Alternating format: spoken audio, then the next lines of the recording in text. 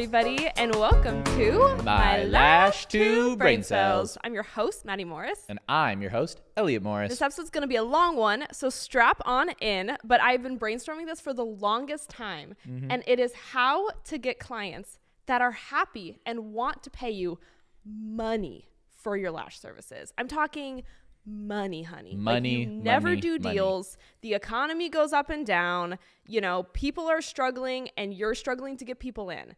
I'm talking money for your work. It's possible. Yeah. Oh, I was going to say the economy goes up and down, but these clients, they're out there. You just gotta know how to communicate them to them. You need to know how to find them. And if you can do that, you're going to be golden. And I will say, this is not like the easiest thing to do. This is very, very hard to do, right? But I assume if you're listening to My Lash to Brain Cells, you want to be in the lash business for a very long period of time. Yeah. Like until you don't want to anymore. And learning how to change my business and change the way I operate to accommodate a certain clientele made my life so good. So much better. Like I still take a very intimate clientele. Like I don't want you guys to think that I'm just like a brand owner that never touches a pair of tweezers. Like I lash someone like almost every day. And I've kept my very intimate clientele. It's private. I don't post about them. I just service them in my suite, give them what they want, and they pay me $240, $250 every fill. Yeah. And I know it seems impossible, and everyone gets mad when you say like I charge over $200 a fill, you know, but it's possible. And all of the clients that I have told me that they were looking for the highest priced artist in their area. Like they actively were looking for someone that had the highest prices, which sounds crazy to people. You're like, why wouldn't you look for a deal? Like, why would you look for the highest priced service provider? But there is a small select part of the population, you know, in every major city. Oh, yeah.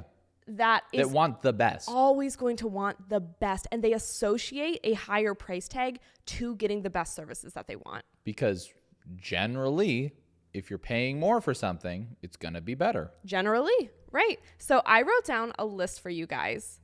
And the list starts off with an extremely classy and positive, consistent online presence, both with your personal and your business, right? Yeah, no, it's true.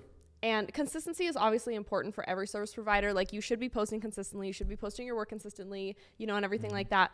But truly, most of these clients are either aren't on social media or they aren't online very much. And so for the select few that do see you online, they're going to be looking for someone that is extremely poised, confident in their work, and confidently communicates how exceptional their work and their customer service is. Right? Do you have anything to say about that? No. This is kind of a Maddi episode. I mean, you're killing it. Okay, thank you. All I'm going to do, I'm going to turn down this light a little bit just so that you have better lighting on you. Thank you. Oh, thank you. Sorry, guys. You're just getting a Maddi episode today.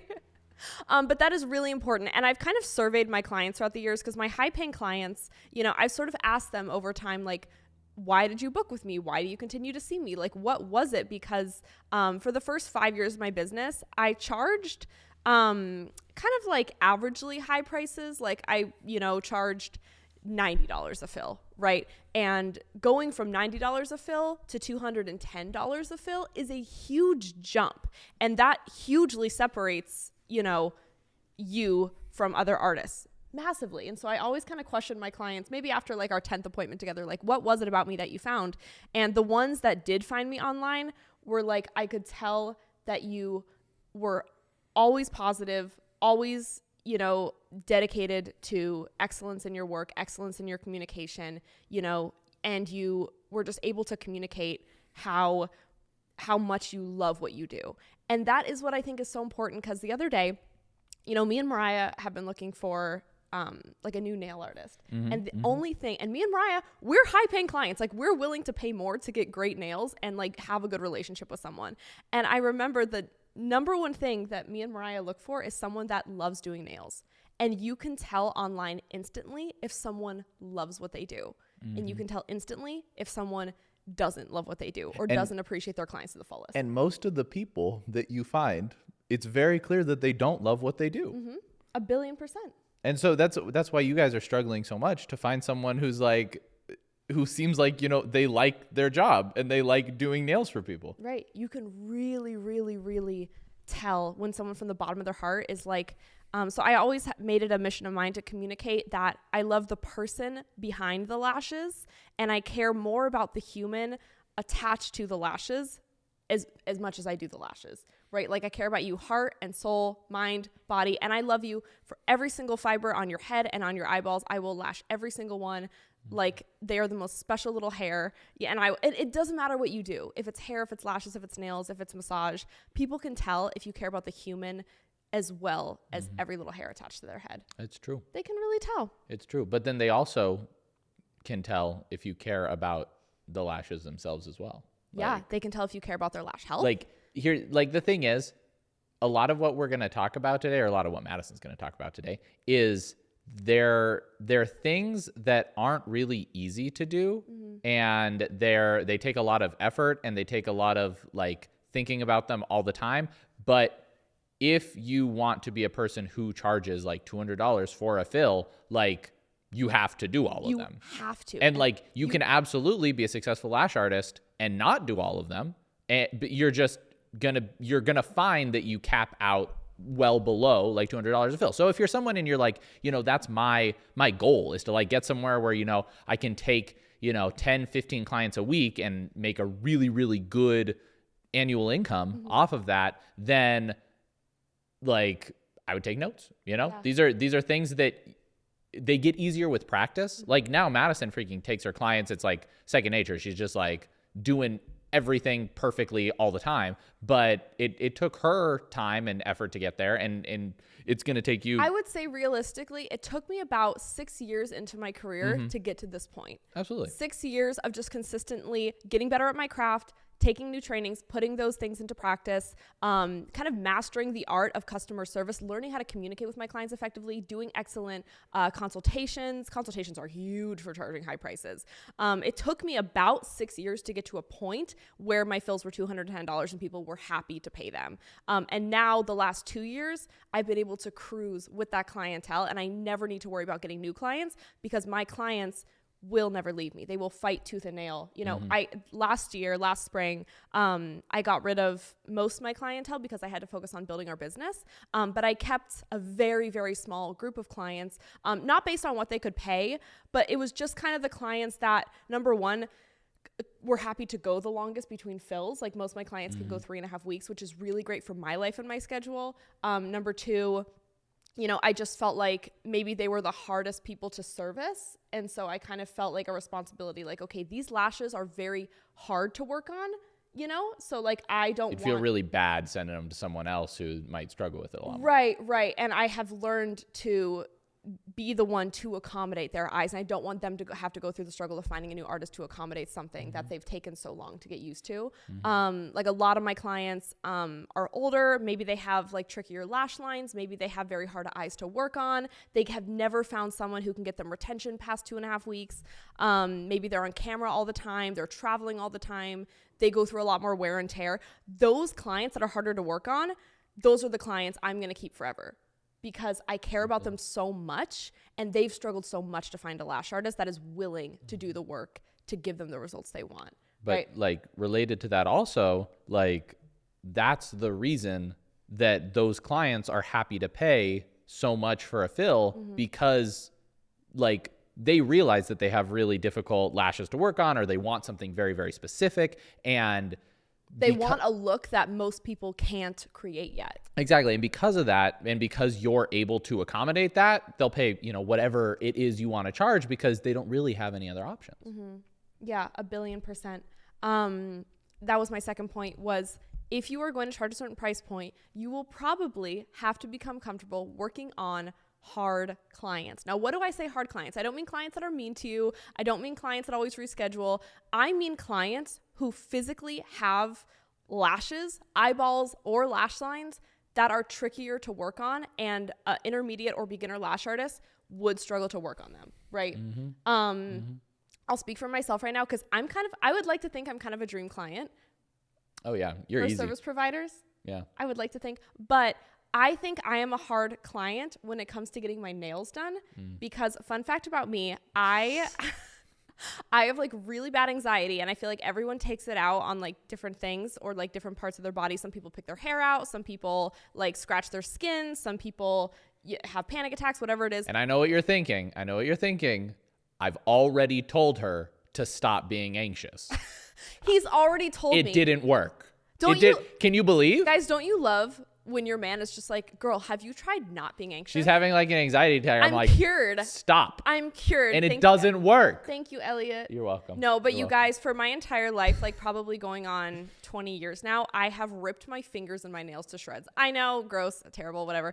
But I've especially for someone who now has their hands on camera every all the day. time. Yes. So I'm a hard client because number one, I need perfect, beautiful hands and nails all the time because my hands are on camera constantly. Like I teach lashes for a living. But second of all, I have like extremely damaged nails and nail beds. And even though I've stopped You've gotten better. I've gotten better. She's improved. My nail beds and nails are so unbelievably damaged beyond repair, and they are going to be for the rest of my life. Yeah. And so I feel like I don't have like easy canvases to work on, right? My nails never last me longer than like 6 or 7 days until I pick them off next. Yep. I'm learning how to do my own right now, you guys, but truly, I feel like if someone could get my nails to last 2 weeks looking good, I would pay them $250. Absolutely. 1,000,000,000%. And it's the same with lashes. A lot of my clients come to me because they've struggled with lash loss. They've struggled with maybe they have like a medical contraindication. Maybe they had eye surgery, really difficult eyes to work on. Maybe they just want, a look that like I have had a lot of older clients that are like, I want blacked out dense mega volume in a healthy way that I can sustain that isn't going to damage my little brittle lashes.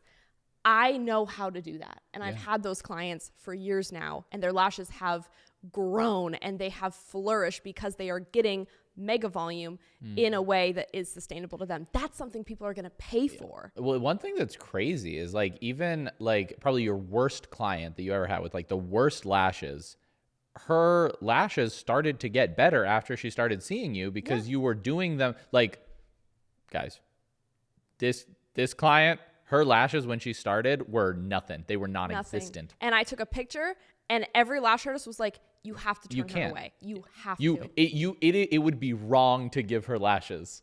And Madison had like it was hard. And I said, hold my Shirley Temple. Yeah. Hold my Alani Nu. I got this. She did it. And because I was like, here's the thing. I was like, she told me, she said, I'm gonna see someone. Exactly. I'm going to get lashes done. So it's either gonna be you or it's gonna be someone else. And in my head, I was like, okay, this is the time to like put on your expert hat and be like, you understand weight, you understand diameter, you understand how serum works, how everything works.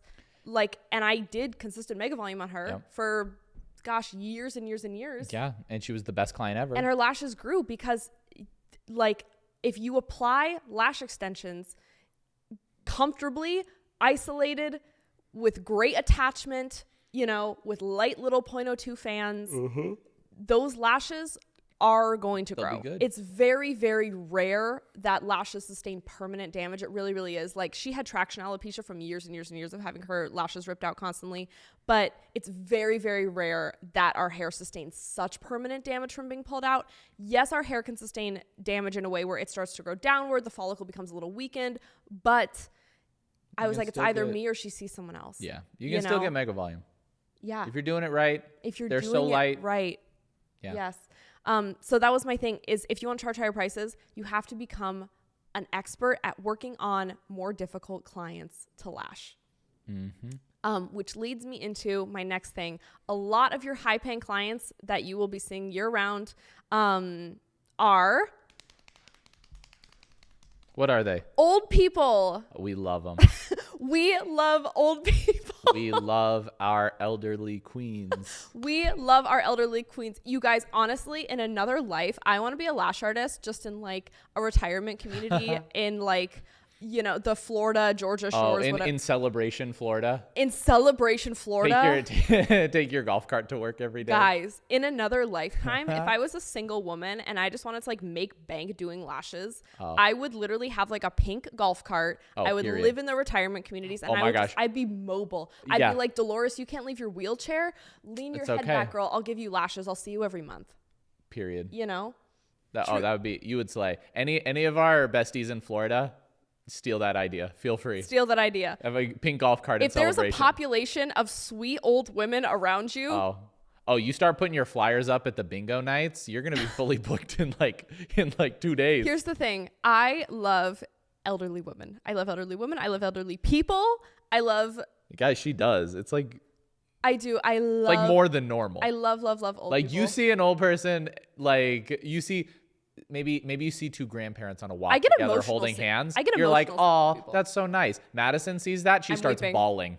I love old people. And a lot of my best clients have been clients that didn't find me on social media. You know, they truly like word of mouth. Maybe I did their daughter's lashes or I did their kids' teacher's lashes or whatever, and they found me that way. But mature clients, you know, they want to feel beautiful. And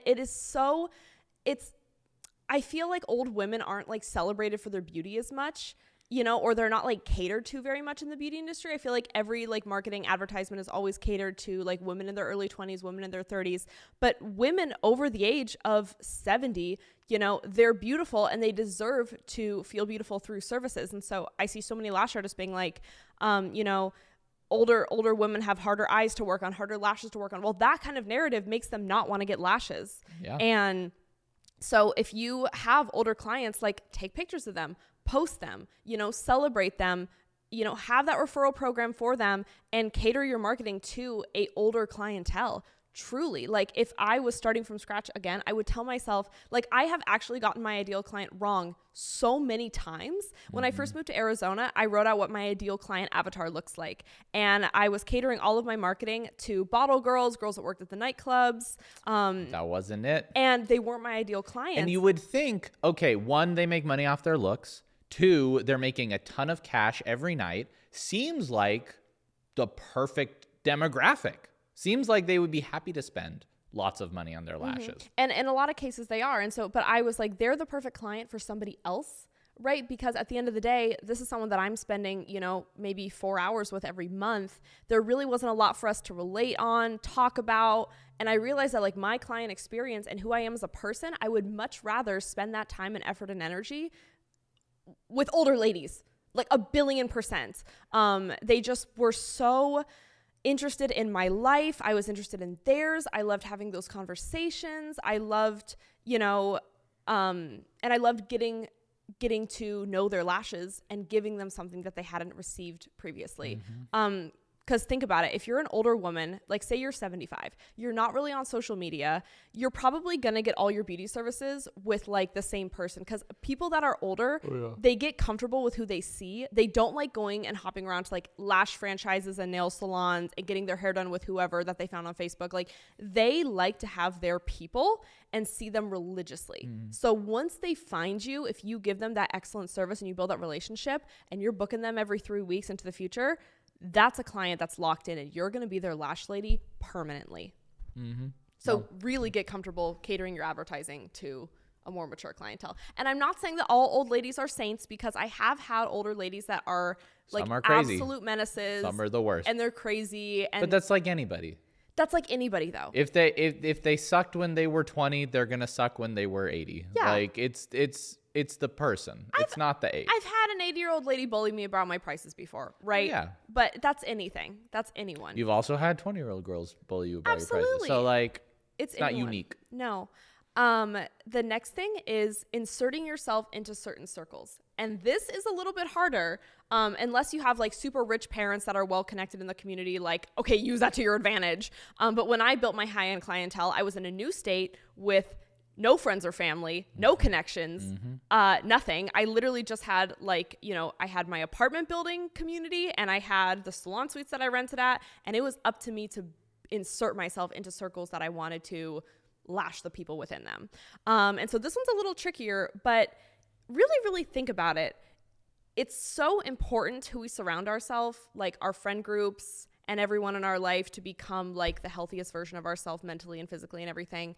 And it's the same with our clientele. And so anytime that I did attract a client, I did have a client where I was like, oh my gosh, they're amazing. I really connected with them. They're comfortable paying my prices. You know, they love the style of lashing that I provide. You know, I would really, really make an effort to become close with them.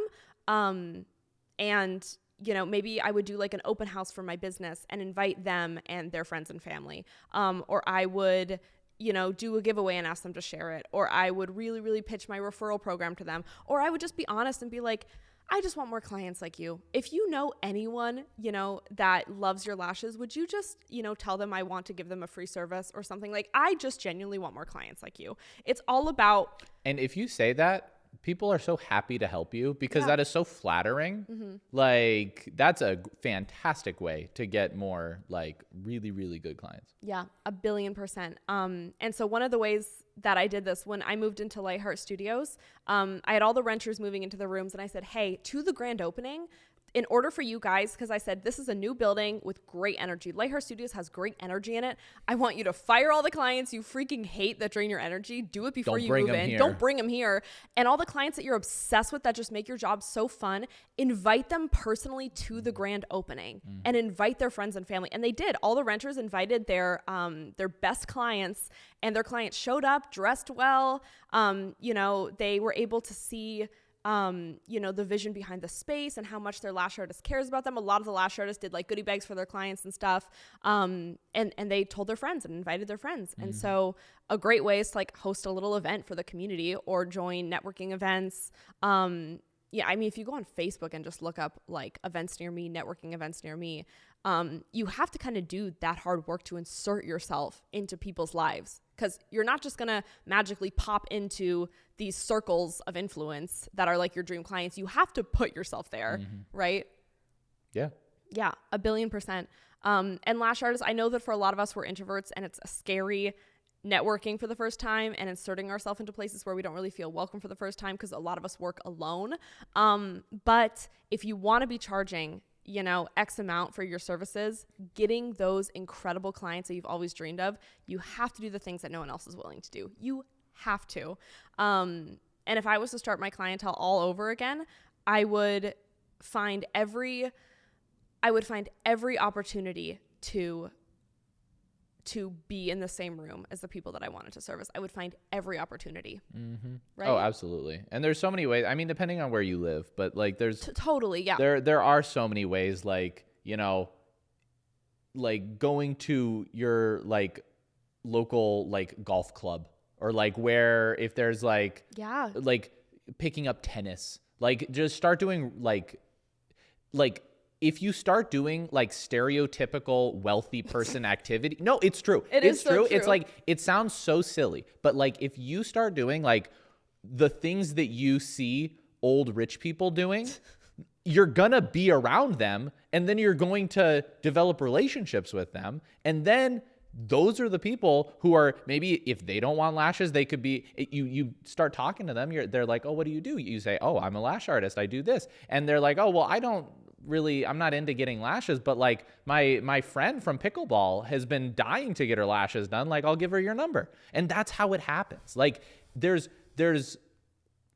simple and like formulaic ways to get clients if you're like just starting out. It's like I'm sure most of you listening have like taken Dream Clientele, right? There are ways to get clients. Like you do this step, this step, this step, you will get clients. But if you want to graduate past, oh, I have clients, I'm stable, I have a good income, into I am charging the higher prices than anyone else, I am doing better than anyone else in my area, you have to be doing things that no one else in your area will do. Like anyone can do the steps that we like teach in Dream Anyone Clientele. can do anything in Dream Clientele. It's very beginner Exactly. friendly. Like if and you just want lashes, do those things. And the reason we made it, and we wanted to make it so approachable, is that like that is required for like everyone who's a lash artist. It's like you need to have a clientele. You need to be able to know how to get clients in a reliable way, and you can't get to the next step unless you do the first step. So like, this is really for if you have like graduated past, having a stable, reliable clientele, and you're like, okay, now how do I get to the next level? Yeah. How do I like decrease the amount of clients I have while making the same amount? Exactly. And it really like, okay, this is kind of a bad example because she was like a massive like fraud and a scammer. But I think about the story of Anna Delvey. Do you remember the story of Anna Delvey, Yeah. the girl who like pretended that she was a New York socialite and she had all these huge connections and she was like a duchess of something, an heiress of something. She was literally just a girl in New York City and she would just attend fashion events and parties, and she would attend I forget, I watched her documentary a long time ago, but she truly, I mean, she's in prison now, I think, but she inserted herself in circles and she acted as though she was so confident about what she had to offer that she was able to get loans and build these connections with people, with nothing to back it up. Oh yeah. Well, and the thing is, Anna Delvey, if she was a lash artist and she started going to all these events and then started doing a bunch of these people's lashes and built a business, she wouldn't be in prison. She would be like the most wealthy lash artist in New York City. Crimes, but like, if she was a lash artist, the crimes had nothing to do with like the networking that she did. Yeah, that's true. Like she went to jail because she stole money and defrauded people. But if she was a lash artist, she wouldn't have had any problems. Tell you what. My next one, and I have a personal story about this. Okay, hear me out. Is everyone sitting down? Is everyone sitting down? I am. Are you all listening? Everyone tune in. If you've just been like not tuned in, tune in. Lock in. Lock in, bro. Lock in. Lock in, girls. Sit down. Hear me out. This is the most important one. Ooh. Okay. I can't wait. I'm on the edge of my seat. I worded this kind of weird, but I'm wording this exactly how I mean it. Okay. You have to be extremely chill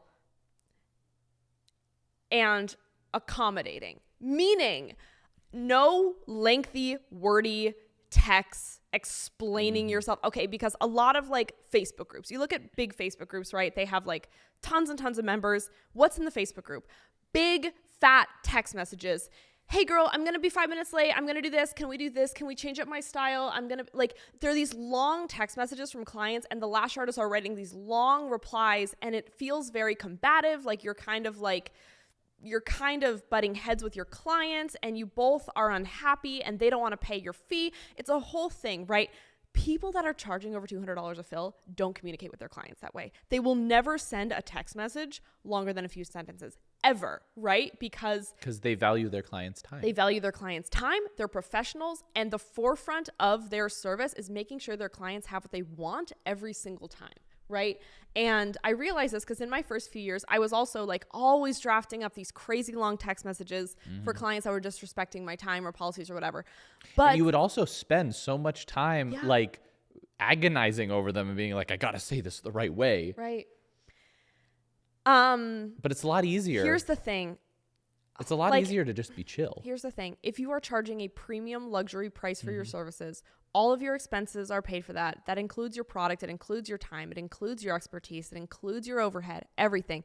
This is a high price service. Your number one priority is giving your clients what they want perfectly every single time. And that means that sometimes, even if it's like they do something kind of irrational or like crazy or whatever, it's your job to service them perfectly. And so I had someone I really, really care about in my life the other week. She goes, I have this client and she's always wanting to switch up her look. So we're doing removals and full sets. And then she'll be like, I love it, but then I don't like it very much. Can we do another removal and a full set?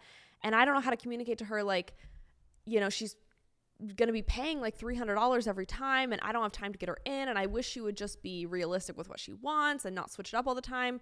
And what do I do? And she had this, the text begins and I go, I would just reply and say, sounds good. Let's switch it up next time.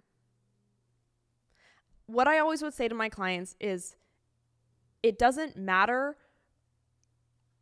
Don't ever feel bad asking me for something because my job is I want you to have perfect lashes that you love every time, right? I want you to have perfect lashes that you love every time. And if they're like, oh, I'm sorry to inconvenience you, it doesn't inconvenience me. Even if it does, act like it doesn't. Lie. But no, but actually, like, it's true. All of my high paying, here's the truth. High paying clients typically might be a little bit more high maintenance, and you have to learn. Why do you think they're willing to pay more? You have to learn to just take it in stride. Just enjoy it, accommodate it. Like, because they wouldn't be paying that high of a price if they knew that they were going to always have to like fight to get what they want, right? Mm-hmm. They're expecting to get what they want every time. Give them what they want every time.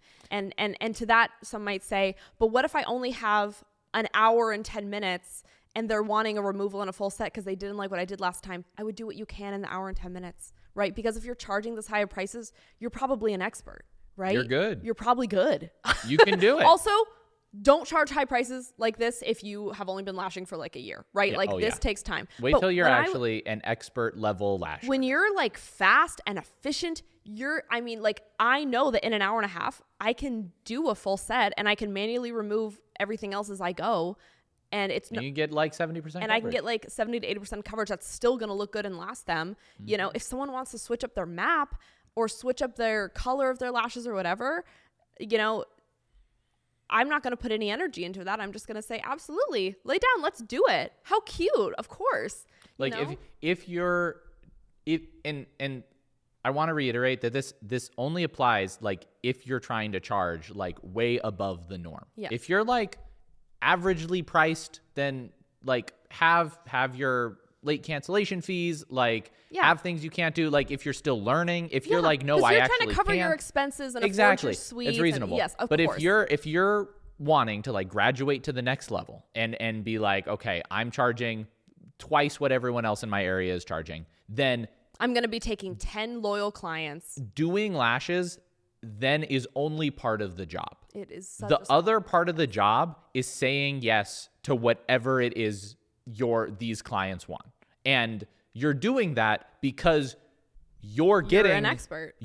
And because you're getting something out of it. And that something is you have to take way less clients and you make way more money in way less time. Like you're getting rewarded for this extra work you're doing. So it's not like, oh, I have to give up my like policies, or I have to start like accepting all these annoying things. It's like, okay, well, if you don't want to accept all these annoying things, then charge lower prices and then have very strict rules. Yeah. That's okay too. The more I charged, the less policies that I ever enforced. That's true. And the other thing too, because I wanted, because my job wasn't to like, oh, you're late, I have a fee. Oh, you canceled, I have a fee. My job was to be as chill and accommodating as possible. And I was greatly rewarded in the form of income for that. Like I have two examples. Mm-hmm. I had one client who would always like cancel the night before, right? But here's the thing. If someone's paying me $250 a fill with tip, like my fills were $210, and I'd always get paid like $45 on average for a tip, right? Which is phenomenal. But I had a client that I had for 3 years straight until I let most of my clientele go. And she would always like, you know, a night before, 2 nights before, hey, can I move my appointment? Can I move my appointment? She's a busy woman. You were never like, oh, it's less than 24 hours. I never, ever sent her my policies, posted my policies, announced my policies, sent her, you know, charged her card, whatever, you know, because at that price point, I know that she's going to get in. Yeah. I know that I'm going to get her in. I would just say, yeah, what day and time do you want to do? And then she would tell me, and I would figure out a way to make that happen. And right? Sometimes it involves moving around your other clients if their schedules are more flexible. It involves like effort, a little effort, yeah. Absolutely. So it'll probably take me 5 to 10 minutes to maybe I'll text my one that I have. And also, if you're charging this much, you're probably not taking 30 clients. You're not going 7 in a day back to back to back. So my goal was to take 12 clients, you know, and charge $210 and have them all on a 3-week schedule. And then because you're not taking 25, 35 clients, 45 clients, whatever, if someone does have to move, I'm not going to charge them. I'm just going to move them. And maybe that requires me sending a text and seeing if my one can come 30 minutes earlier or whatever it is, or maybe I have to stay a little bit late, whatever.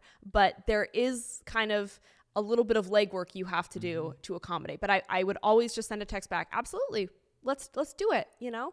And also, like, I think we're making it sound like, oh, there's all these extra things, but like, honestly, like 90% of the time, these clients are also like the easiest clients to deal with. Literally. Like, you have to make things work for them and do a little special every once in a while. But like 90% of the time, they're the easiest clients in the world. Easiest, because they want to be good clients to you. Exactly, because they understand the exchange is that you're giving them the best service possible, and you're giving them something that they can't get anywhere else. So they're gonna be really nice to you. And also, I guarantee in the town or city you live in, the circle of people charging those prices is very, very small, or it's just you. So they're not going to have any other options. So they don't want to burn a bridge. Right. So if you're like, sorry, I'm going to charge you for the full appointment and I can't get you in, whatever, they're not going to find someone else. You know, it's like you are creating a lane of your own. And that requires you to be a lot more accommodating and chill and classy in your responses to these people. Because you're not trying to get like a $20 cancellation fee from them. You're trying to get that long game. Trying to get $200 every 3 weeks for the next 10 years. Right. That's a lot more money than a $20 cancellation fee. Exactly. You're going to be a service provider that doesn't do wordy text conversations. Yeah. You're going to keep it short and classy, and you are going to do your best all the time to accommodate everyone, even if that takes you 5 or 10 minutes to move things around. Next one is a clean, spa-like, friendly, welcoming environment. Now, what that means is going to look different for everyone. And you can be charging, I'm going to also just say, this goes for everyone. Whether you have a home studio, you can do this. Whether you are in a salon suite, you can do this. Whether you're in a salon or spa, you can do this. But the place that you position yourself in your business needs to appear very, very top-notch to cater to this kind of clientele. And you can do it in a home studio. Look, I love a home studio. Yeah. I love a home studio. But if you do a home studio, you need to invest in it and making it very nice. It doesn't matter that it's at your house as long as it's very nice. Can't smell bad. Nice. You can't have pets running around. My friend Jasmine from Silver Lining Lash has a digital guide called like Luxury Home Studio. So I'm going to plug that. If you have a home studio and you want to really make it a luxurious, experience for people, you can absolutely do it, but it is going to take some investment and a little bit of, effort on your end. So I would get that guide because she has it. She has a beautiful home studio, Jasmine at Silver Lining Lash. Tell her I sent you. But we'll get our affiliate commission. Use code. No, I have no code. He has nothing to do with me. But wherever you are, as clean and as spa-like as humanly possible. Now, I have a story. When I was charging pennies for my service, when I was a commissioned lash artist working in a salon, we had 4 salon rooms, right? And they were all different colors of the rainbow. Cute. So cute. I fought tooth and nail to paint my room. I fought tooth and nail. I wasn't making more than these other employees. She wasn't going to make anything extra. I wasn't going to make anything the room. But I was like, look, if someone comes into my room and the walls are white and it's well maintained and there's gorgeous artwork and I keep it very serene, and I was like buying my own bougie candles and aromatherapy diffusers, and I was buying my own heated blankets and blankets from Target, whatever it was. You were spending more on your room than you were making in a week. I spent like, it wasn't a lot. I spent maybe like $800 one time. But also that was like 3 weeks worth of income. And it was all I had. But I was like, if I spend $800 and I spend a weekend of my life redecorating this space, and my boss eventually would just to shut me up, was like, okay, knock yourself out. Freaking okay. So people either went into a lime green room, an orange room, a yellow room, a blue room, or they went into my room, and guess what? I made more tips. She did. Forever. Like, yes, I made like nothing. My commission was like 30% on like, $12 set. $12 Brazilians and, $50 lash sets. But I was consistently getting at least $20, $30 tips from every single service because people could tell that when they saw me that I put effort into my They're space. like, you don't belong even here. though I had the same space as everyone else, the same square footage, whatever, they could tell that the music I played, the sounds, the smells, the ambiance in my room was thoughtful. And it was intentional to make that person as comfortable as they could be during their service. Yeah. So no matter where you are, your environment is huge, absolutely huge. This is one. If you're charging high prices, you're probably an expert at what you do, right? So anticipate questions and answer them before they're asked to you. So if a client comes in, say they're getting lashes for the first time, instead of thinking that they know everything about the service or giving them like, do you have any questions for me? Instead of that, you are going to be answering all of their questions before they ask them throughout the entirety of the service, right? So at the end of the service, don't just assume that they have lash shampoo at home and they know how to use it and they know how to clean their lashes. Don't just give them an aftercare card. Explain to them the aftercare protocol that's going to give them the best results out of their investment. If they have a little tiny question about shedding or retention or the products that you use, what's in your adhesive, what are your tweezers made out of, what solution do you soak in your products to sterilize them in? Like if they have these questions, answer them to the fullest extent, like an expert. And this obviously takes time and repetition to kind of get your flow. But once you have that flow, those conversations are going to be second nature to you. And so now when people come in for, an appointment with me, they've never had lashes before, whether it's a model set or a new client, whatever. I kind of just have this script in my head of telling them exactly what to expect. And so rather than them being like, oh, I wonder how long I'm going to be laying here, I'm going to start counting the minutes. You want to communicate with them. Hey, my full sets are 3 hours. I typically finish in about the 2.5 mark. I'll let you know when I'm 30 minutes from being done. Let's use the bathroom before. Let's check all our texts before. If you have any questions throughout, don't ever hesitate to talk or ask if you need water, if you need to use the bathroom. During the service, ask me. Like, just because your eyes are closed doesn't mean I can't stop. Like, I'm always happy to take breaks. Whatever it is, you want to over communicate confidently everything they're going to be experiencing the moment they walk through your door to the moment they leave and beyond. Yeah, no, you never want them to be like laying there in their head with their eyes closed. Like people get in their head when they how have their do eyes I closed. ask this? How do I say I want to get up and go to the bathroom? I don't know, but I don't want her to like hate me and like you never want them in their head to get stressed out about anything. Right. So you want to preempt every single question they may have. Right. Client appreciation gifts.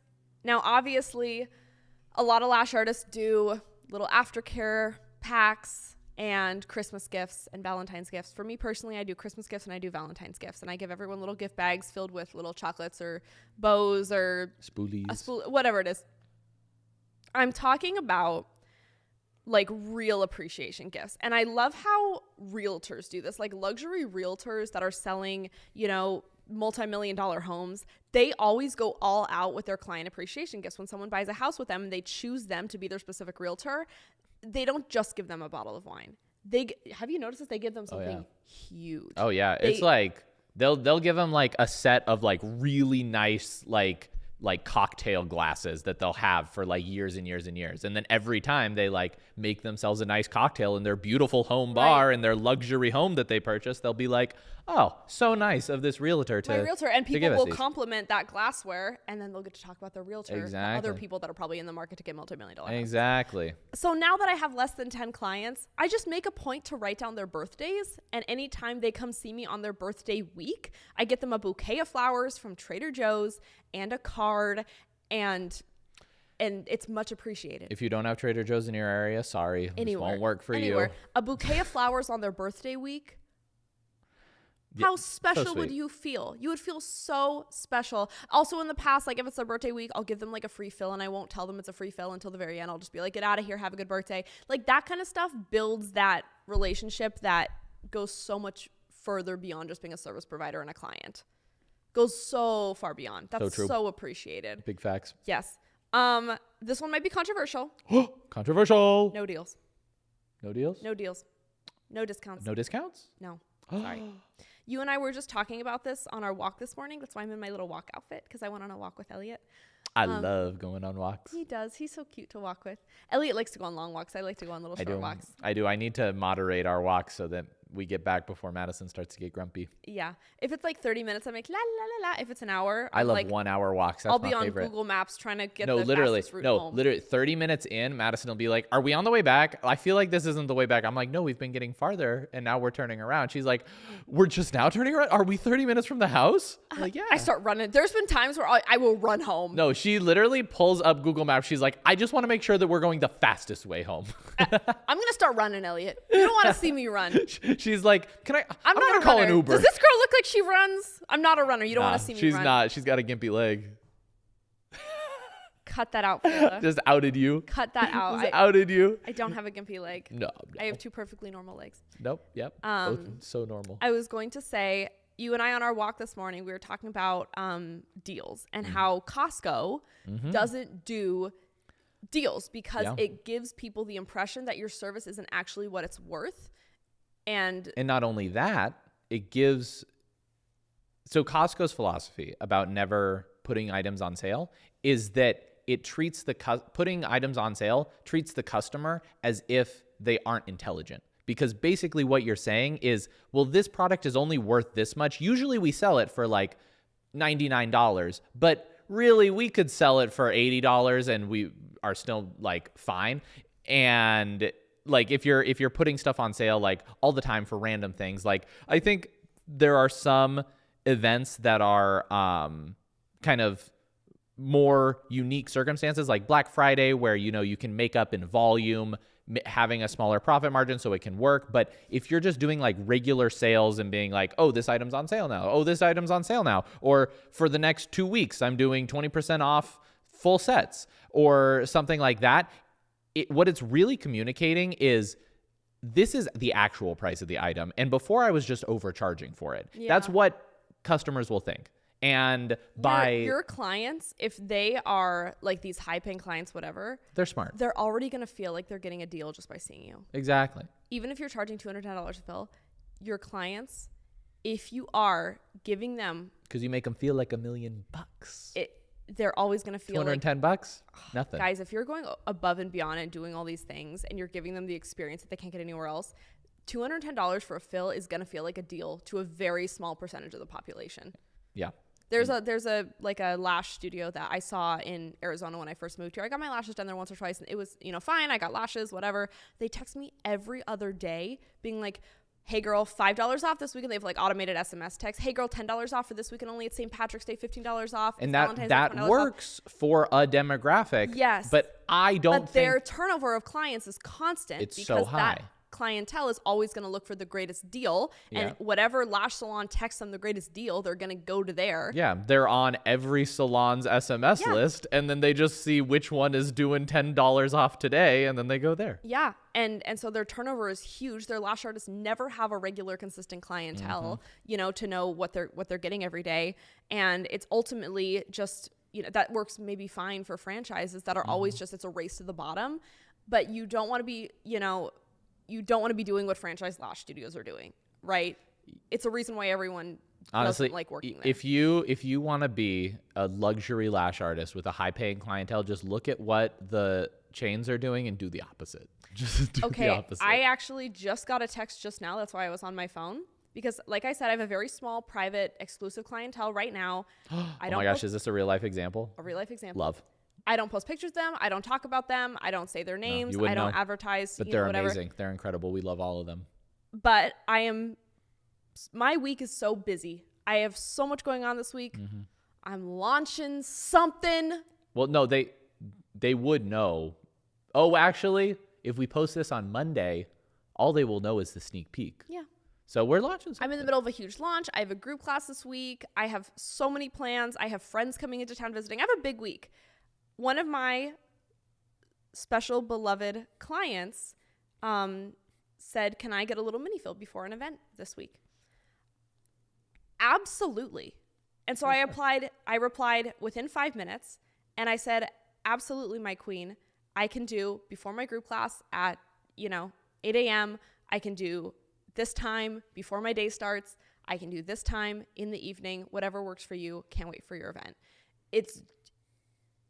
it's not going to be, it's just, and I'm happy to. It's not a big deal. It's just like, I'm happy to. Because the other thing is, and she's so nice and she's fun to be around. Oh, my clients that I have now, they've become like my family, like my friends. I mean, they are so integrated into my life that I would do anything for them. I have taken them at my house. I've taken them at their house. I will be mobile. Whatever it is, if they had a wedding overseas that they wanted me to go to, girl, get my flights. I'll be there. Like, I genuinely, you have to, from the bottom of your heart, want to give these people your time. You have to want to. And I genuinely want to. Like, there is no part of me that ever feels inconvenienced by like, can we do this? Can we do that? Can you come in early? Can you stay late? I have this event. I have this vacation. I have this thing. Like, there's no part of me that feels in the slightest inconvenienced by going above and beyond for this select group of people.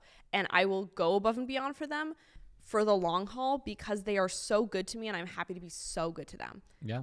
It's just a relationship that these kind of clients, it's a relationship like your relationship with your partner, your relationship with your spouse, your friends, your family.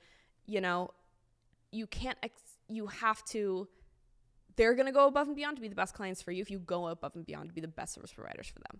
Right? Yep. So yeah, no deals if you're charging $200+ a fill, right? I will do free fills on your birthday, maybe a free fill Christmas week, a free fill if you've just had like the worst week of your life and somebody you love passes away. You say, girl, it's on me today. It's on me today, but no deals. That's not a discount. No discounts. That's no just deals. you being the nicest person in the whole wide world. Yep, 1,000,000,000%. And also taking responsibility for something, even if you didn't necessarily do something wrong. Like if someone says, hey, I want a spiky set, but then a few days later, they're like, hey, I hate this. Can you redo it? Instead of being like, girl, I did exactly what you asked for. No. You know. Remove that from your vocabulary. I would just say, absolutely, I'll just charge you for a fill and let's get you dense this time. You know, it's like you never want to be the one. You want to be the one that is like you take the blame even if you're not to blame, right? Like if someone has terrible retention, someone that charges $60 a fill is probably going to find every reason to blame it on the client. Someone that is charging $210 a fill, they understand that it is 90% artist responsibility to give your clients excellent retention, and you're going to kindly troubleshoot how they can have better retention without blaming them ever. Clients can never, ever feel like they're doing anything wrong. Oh, yeah. Every single time. Okay, this one is kind of fun, but when you're charging these high prices, one thing you can do is book people's appointments for them.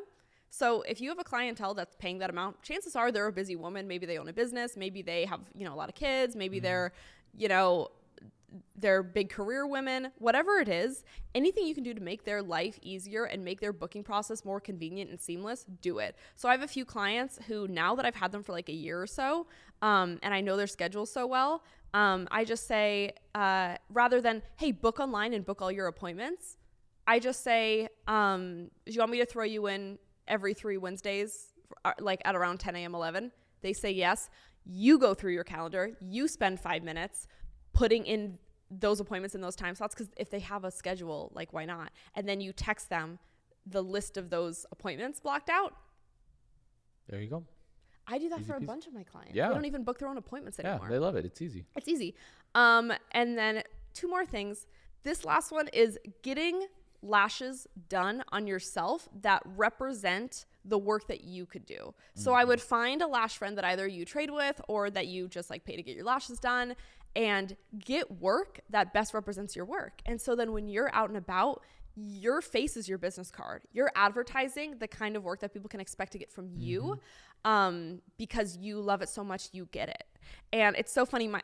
You're your biggest influencer for your clients. And it's so funny. Like when I have like huge, gigantic, mega volume lashes, my clientele all ask for that. When I have like these soft brown lashes right now, my entire clientele has brown lashes. You did have a bunch of people. Everyone switched to brown. Everyone was like, because they're like, I want brown. If Maddi's getting it, that's the that thing. probably will look really good on me. The thing to get. Yes. When I got an angel set, I was doing nothing but angel sets. Your clientele really looks to you to know what looks good. And if you're getting it yourself, there's a better chance that they'll want it, right? So if you are like wanting to be a mega volume specialist, you want to do those dense, dark, full looks, get it on yourself.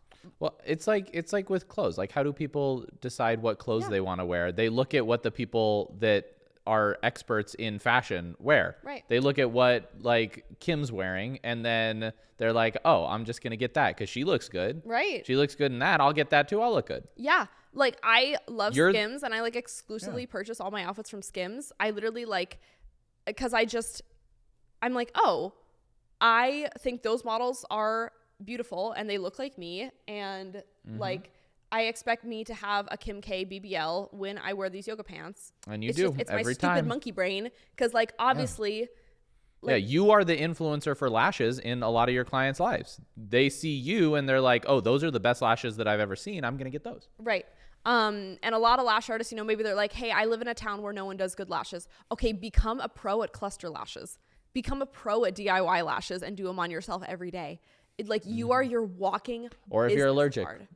If you're allergic. Get so good at doing strips. falsies. Because I've been there. Like, when I worked in Alaska, it really, really was hard for me to find, you know, for a lot of years, you know, consistently She did. work She tried, that I was happy with. She kept trying new people. They would give her chemical burns. I kept getting hurt, you guys. She kept getting hurt. So I just became a pro at putting on strip lashes, and I would spend 1 hour every morning applying strip lashes perfectly and to look like perfect mega volume lashes. And my clients were always like, oh my gosh, I want what yours look like. Well, I can make that happen through the power of lash extension. Yeah. But you know, you wouldn't have that problem now in Anchorage because there's so many Lightheart certified artists there. Guys, there's so many good lash artists in Alaska right now. There weren't when Madison was starting, but now there's so many. There was like 2 when I was there. Now, and now honestly, there's like 20. I feel like you single-handedly like revitalized. Stop, don't say that, I'm gonna cry. Actually, no, you vitalized for the first time Literally, the lash don't industry say in that Alaska. I'm gonna cry. Because it was such a baby industry when I was there, and that's no fault of anyone's. It was just a baby industry in a small town, and there was limited education. No one was traveling for trainings.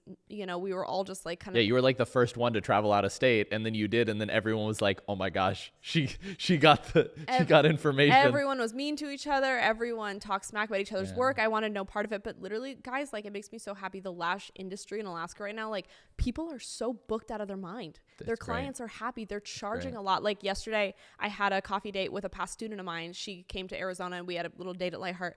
And I was like, she's doing amazing. I was just so happy to make a little difference in where I'm from. But I was just going to finish with, this is the long game, right? Like, I want these episodes to be encouraging and inspiring for you. And I want you to see a future for your business where you're not taking 40 clients and you're not constantly grinding to get new clients. I want you to get in the mindset of like, hey, you know, I don't need passive income. No, I don't need, because there's been, I think that it's obviously something that a lot of people want. A lot of people are looking at their career as a lash artist and they're like, I don't want to take 30 clients a week. I don't blame you. I don't either. And I think I would like the point of this episode to be for us to show you that there's another way to give yourself a long-term, really nice career without trying to, like, maybe you don't want to move into education. Maybe you don't, because I've had people message me all the time and they're like, hey, I don't want to open a salon suites because like that's just a lot. It is a huge. It's a huge risk. Yes. It takes a ton of money. Yeah. Like, if you're not in a good area for it, you really shouldn't. Right. Like, we started it in one of the best areas and it was still hard. Right. So like, if you're in an area where it's going to be bad, you shouldn't open one. Freaking put us into debt. It did put us into debt. I would say if you don't want to go into salon suites, if you don't want to own or operate a salon, cool. You don't want to have a bunch of employees. You don't have a bunch of employees. You maybe don't want to get into education. A lot of people don't, and they feel like they have to. You don't want to like go digital and be a business coach or whatever like that. You can take 10 clients and make a great income. These are the things that it's going to require of you to get there.